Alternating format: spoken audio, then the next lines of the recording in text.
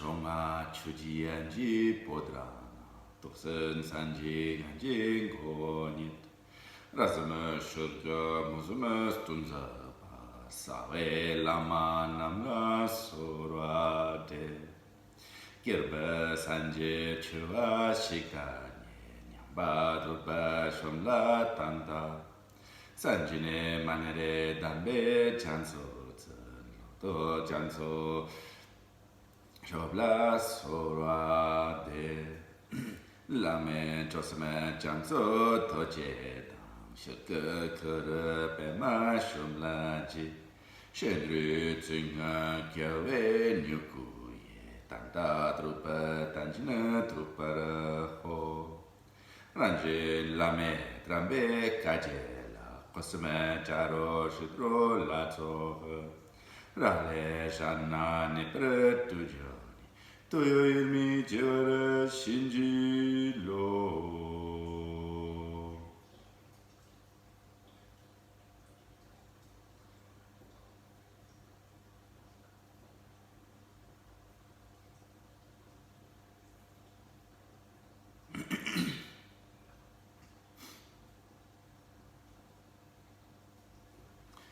Everybody raise bodhicitta to benefit countless suffering sentient beings. May all beings have happiness and all the causes of happiness. May they be free from suffering and all the causes of suffering. May they never be separated from the great happiness, devoid of suffering. And may they forever dwell in the great equanimity, free from attachment and aversion. To sacred Bodhisattva, the precious and excellent mind. Where it is not, may it arise. Where it is, may it never decline, consistently growing, rising higher and higher.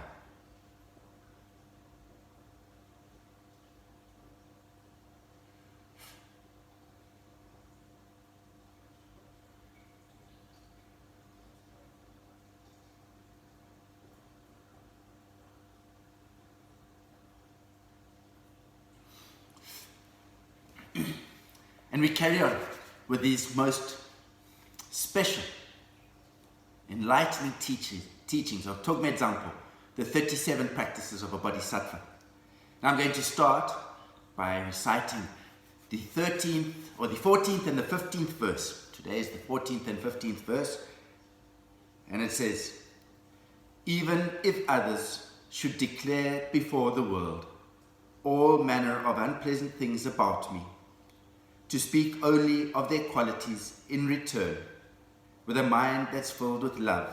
This is the practice of all bodhisattvas.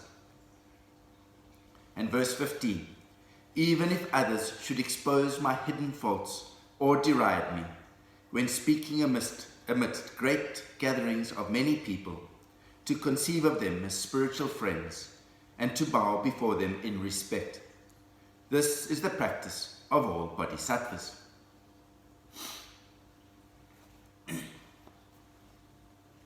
So again, we're talking about how to act as a practitioner, how to transform our mind stream, change the way we think, change that software. So not fall into those old habits of blame or anger or hatred, but that of love and kindness, and to treat these, when these things happen, treat them differently. So just like verse 13 and verse 12, this carries on where people are maybe harming us. In verse 12 we spoke about if we lose something, something is stolen, what to do. Verse 13, even more difficult, if somebody hurts us. And we used the example, if a mosquito came, we might aspire and make great aspirations to benefit all sentient beings. But if a mosquito comes, it's not so easy to just let it have a little bit to eat and go. We sometimes get annoyed, and then if a whole lot of mosquitoes come, then we start to feel very uncomfortable. So just with a mosquito, such a small thing, then to be able to offer our body to others, or to really practice great patience or great love and kindness if others hurt us. It's not so easy. So verse 14 and 15 are carrying on in the same respect. Verse 14 and 15 are not now talking about if people hurt us with respect to what they say. So what people say can really hurt people. You listen, sometimes as they say, the pen is mightier than the sword. Sometimes words cut deeper than cut the deepest. So sometimes what we say, if somebody hurts us, physically hurts us, we might remember it, but not for so long. We forget about it quite quickly unless there's really something that really hurt us a lot. And then we might have those odd physical pains every now and then. But what people say to us, if we take to heart what people say to us, can really hurt people. Can hurt people for a week, for a month, for a year, for some people for their whole lifetime. Some people are very sensitive. If you say you're overweight, or you're fat, or that you don't look good, some people really take it to heart. And it can really affect them. Or if you say you're really stupid, or you're really useless, they take it to heart. And then for a long time, it can affect them. It can affect them for, some people get bulimic, some people have anorexia, some people really lose their self-value, their self-worth. So it's very important to be very careful about what you say to other people or about other people. What other people say is their business, and we must learn to deal with it and to really see the reality, the truth of what they're saying, its nature, which we'll speak about a little bit later, and not let it affect us. But we must take great care about what we say. Be sure that it doesn't hurt other people, it doesn't make other people unhappy as best as possible. And how do we do that? By starting to master our mind.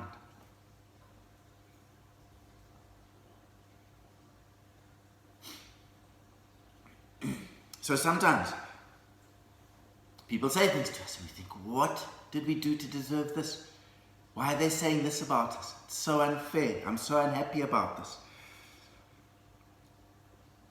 If anybody did to us what we just done above, as mentioned above, if somebody had to, in front of everybody else, in front of the whole world, on social media, declare our faults, or slander us, or say things, maybe they're true, maybe they're not true, what would we do?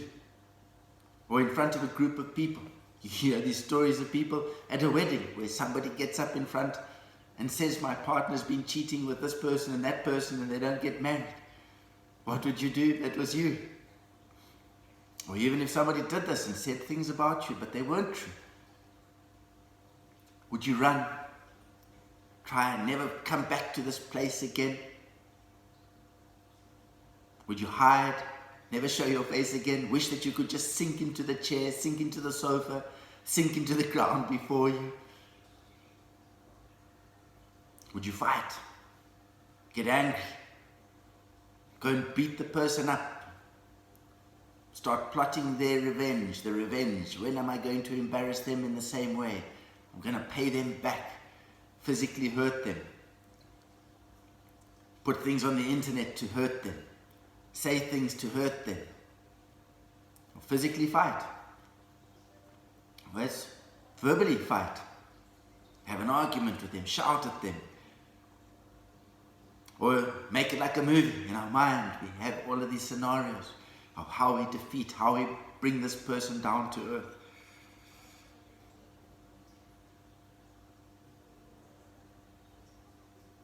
Or would we go and find others, our friends or other people, go tell them this about this person or that about this person, or say this or say that, just to what? Why?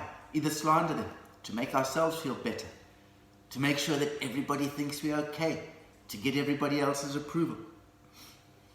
So, if somebody had to do this, as mentioned in these verses, what would you do? What would you do if people spread rumors about you? What would you do if people had to attack your reputation, your fame, your status? How would you treat them?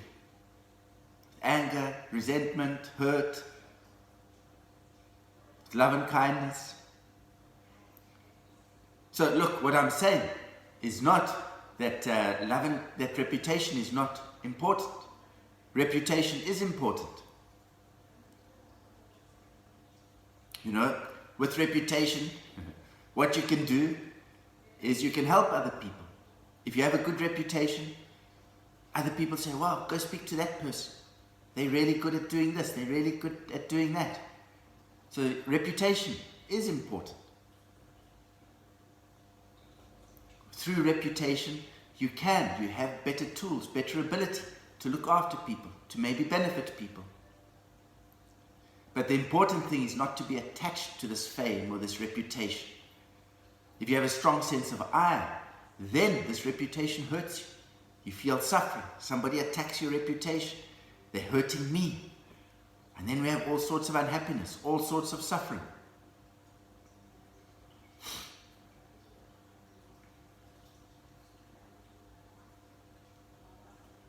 Or there. So, it's good, but if we just have the reputation, we use it as best as possible, we look after it, we act properly. But if somebody does something, we're not hurt. We don't worry. We carry on. We do our best.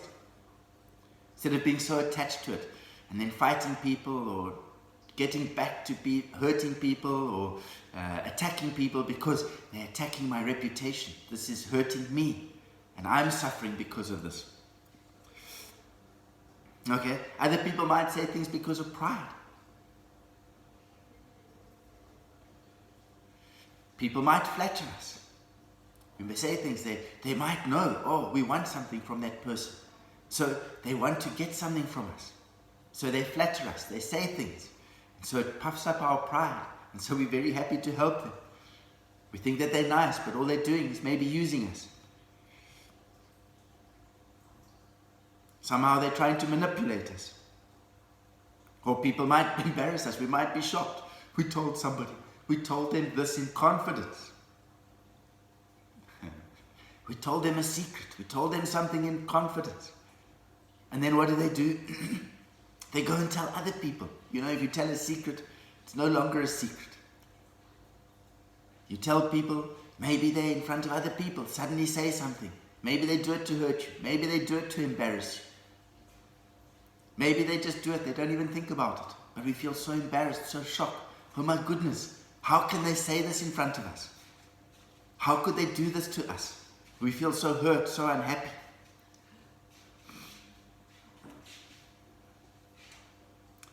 So it's always be very careful. Don't argue with other people. Be careful where you argue with people, other people. You know,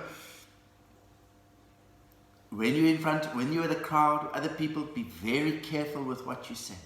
When you're alone, be very careful of what you do. Never argue with a fool. People might not be able to see the difference. Sometimes we want to stop people from talking. This is very, very, very difficult. So as we go back again, we say again and again, it's important not to try and change everybody else. It's first important that we change ourselves, that we transform ourselves.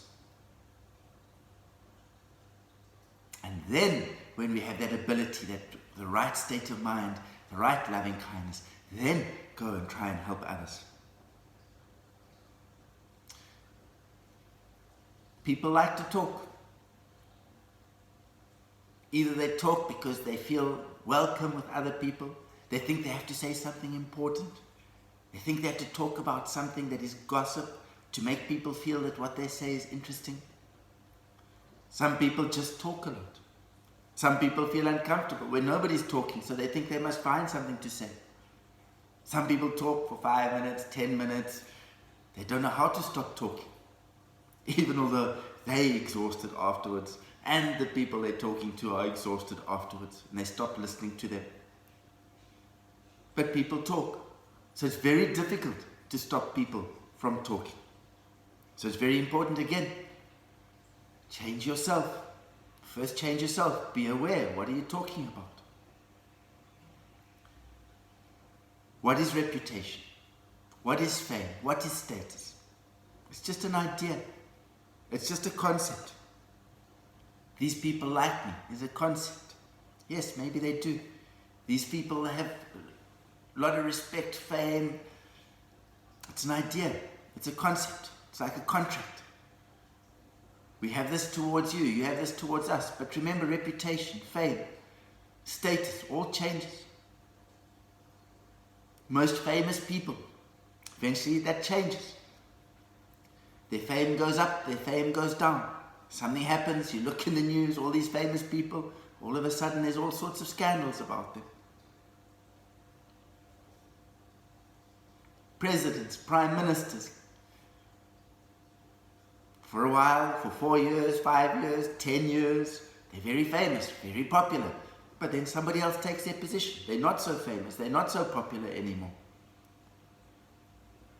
And even if you can hold it till the day you die, and the day that you die, you're going to leave it behind also. Sometimes people are going to say things, whether true. Sometimes people are going to say things just because they're jealous. They want to bring you down to size. They're unhappy because it's not them. So be very careful about being attached to this fame, this status, this reputation, because it's going to change. And it's just an idea. It's just a concept. Most important, whatever happens, whether you have the fame and status or not, maintain loving kindness and compassion. Whether you have the status and somebody takes it away, it's okay. Still have love and kindness and compassion towards them. It's very easy when things are going well to have loving kindness and compassion. When you have a lot of money or you have a lot of things, it's very easy to give. But when you don't, is it easy to give? When people are being nice and kind to you and they put you on a pedestal, it's easy to be nice and kind back. But when people are saying bad things to you, about you, slandering you, hurting your reputation, can you still be nice?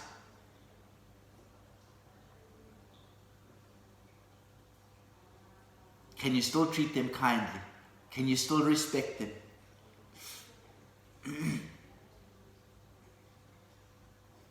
So remember, we're being practitioners here. It's not to think as we normally would, fight back, hurt, blame, slander, but to practice, change our mind stream, change the way we think.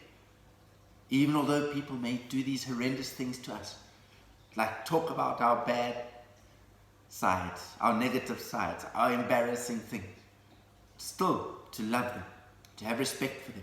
Know that either they can't control their emotions, but they're actually good people. They can't control their speech. It's important for them to speak.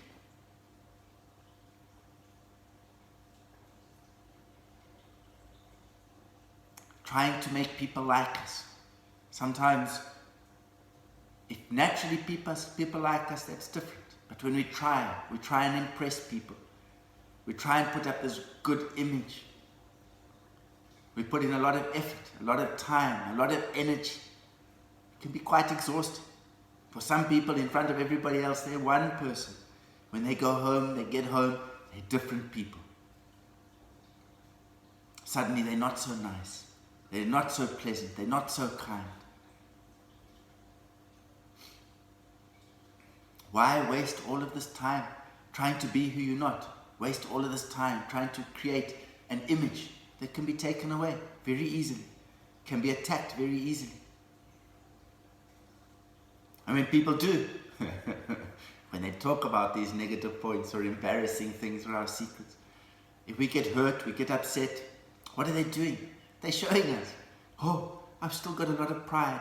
Maybe I've got a lot of arrogance. Maybe I'm conceited. So we can look, should we change it? Is there something to change? Wherever you've got attachment, there's going to be suffering. If you're successful, somebody might be jealous. If somebody likes you, there's a good chance somebody doesn't like you. If you're very popular, there's a good chance somebody's going to try and be unhappy about your popularity. Look at even Buddha, who wished to benefit all sentient beings. When he went teaching, there were people that there were groups of people that used to tell him he's a liar, slander him, say negative things about him, jump into the trees, climb into the trees, and shout negative things, telling people, don't believe this person, he doesn't know what he's doing, he's talking rubbish. And when he went to eat things, they used to turn his bowl over, throw his food on the ground, put things in his food.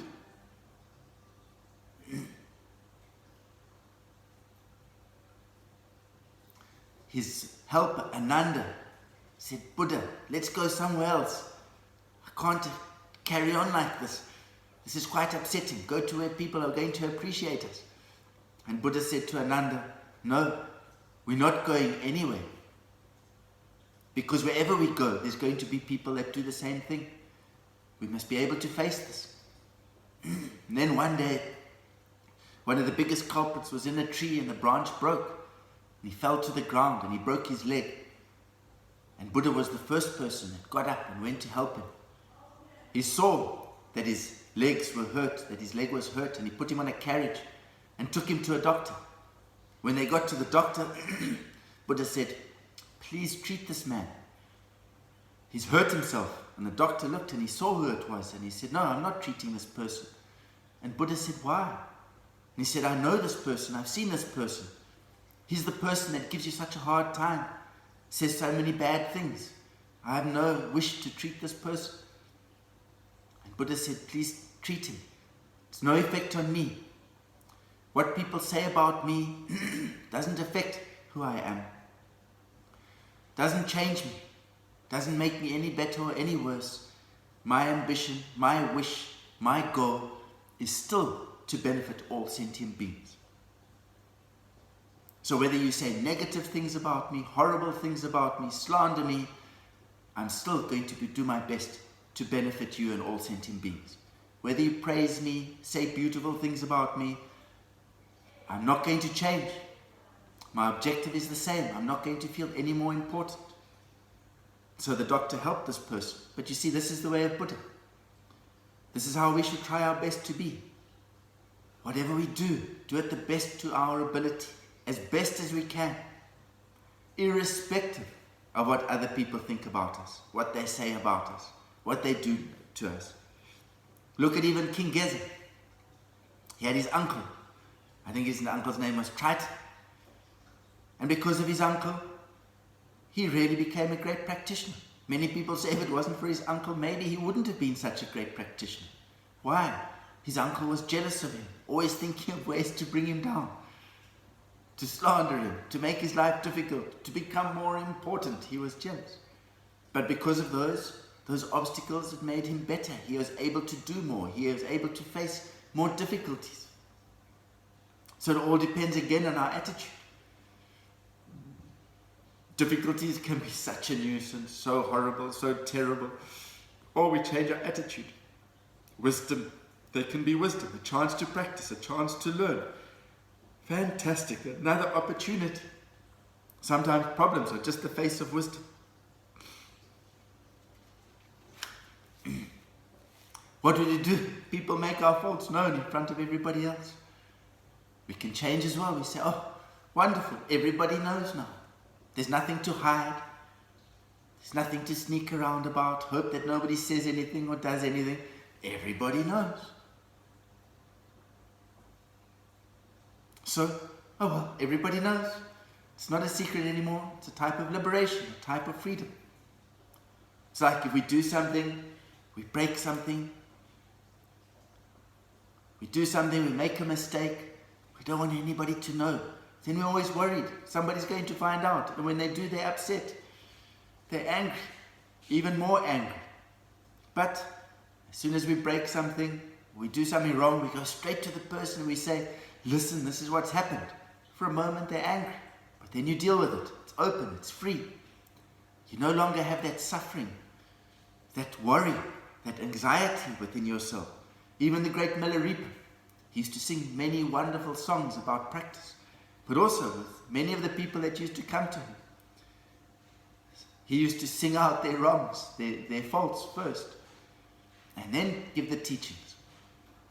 So this was a liberation. Oh, okay, everybody knows now. So now we're free. Nothing to hide, nothing to be anxious about, because they know. So this is what happens. We chase reputation, fame, status, material wealth. Then it changes. Then we have all sorts of unhappiness. These are just concepts. It's like when people lose their job. In many circumstances, they have enough to eat. They have a place to sleep. They have a roof over their head. The biggest suffering for them is their loss of reputation, or their loss of self-worth. Most of it is emotional suffering. Most of the suffering. So look at the words, what people say to us. As we said in these verses, if people in front of a great crowd say these things about us, sometimes they're real, sometimes not. You know, sometimes people say things to us, they even want to help us. Sometimes they don't. Sometimes they say things and it hurts us. They want to hurt us. They want to bring us down. They're jealous of us. They can't control themselves. They can't control their emotions. But sometimes people really say things because they want to help us. They even deliberate. Should I say this or not? I see what they're doing is going to cause them unhappiness or suffering in the future. But maybe if I don't say, it's going to be worse than if I do say. Sometimes they might be wrong, but they really care for you. They really want to help you. Many times they might be right, and they're doing this out of care, but we're unhappy about what people say.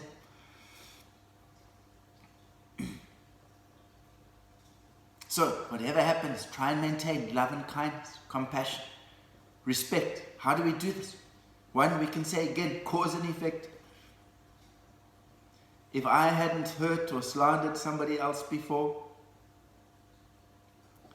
there wouldn't be somebody slandering me now. And what's the use of slander? Who does it help? Doesn't make you any better. All that happens is, if you slander somebody, one day they find out, then they hurt, they don't want to be your friends, they want to repay you with slander, or they confront you, brings unhappiness.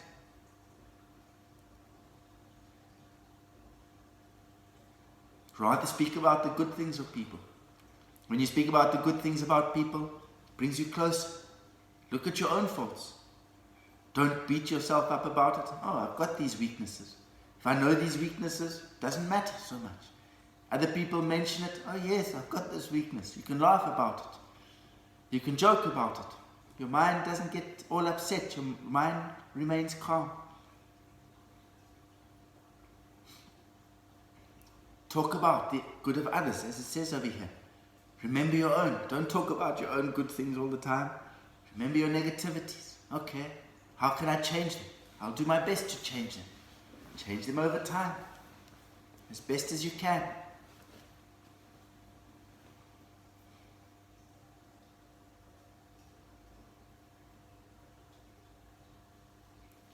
Words are just sounds.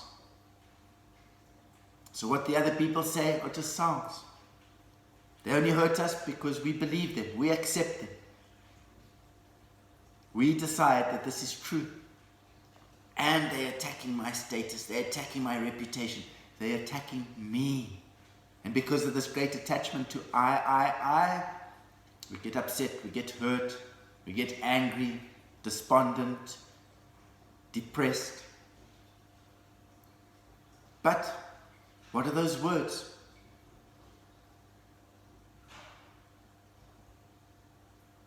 They're just like echoes.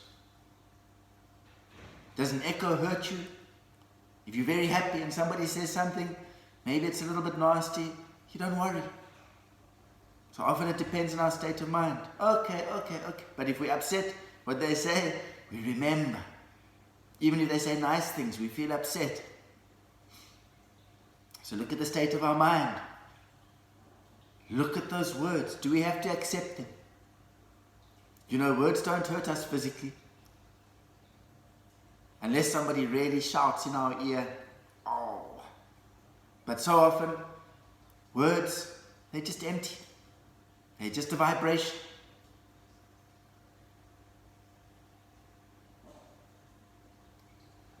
don't have to affect us. If we have that attitude, people can be shouting or saying things, you can look at them and say, wow, this is the most incredible cartoon. Look at them. This is so amusing. This is so interesting. We don't take it to heart. But when we take it to heart,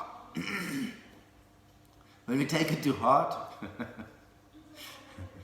and we believe these words, and they're affecting me, they're attacking me, then we're very unhappy. So look at the nature. The nature of words are just sound. Don't look at their appearance, look at their nature, emptiness.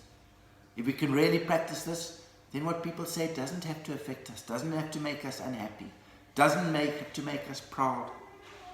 And then we can really, when people say negative things about us, we can really just maintain that love and kindness towards them, that happiness towards them.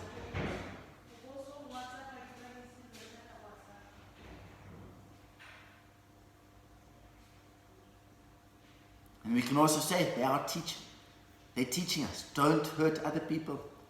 This is what it feels like to be hurt.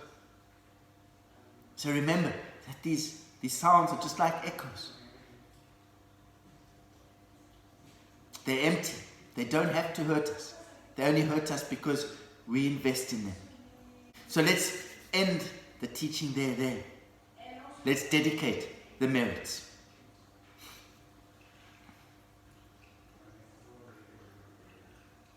Sonam de tangja zepanye, tobnye nyepe tranang kajeja, keka nachi balang trupai, zipi tsolu droa sho.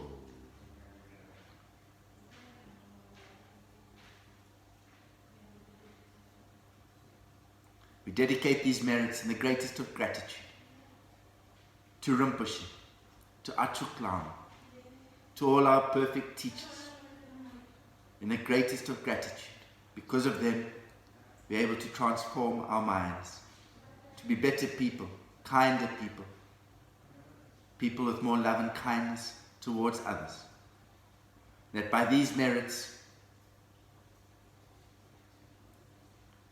may all obtain omniscience, having defeated the enemies of wrongdoings in the turbulent waves of birth, old age, sickness and death. May all beings be free from the suffering of samsara and attain perfect liberation.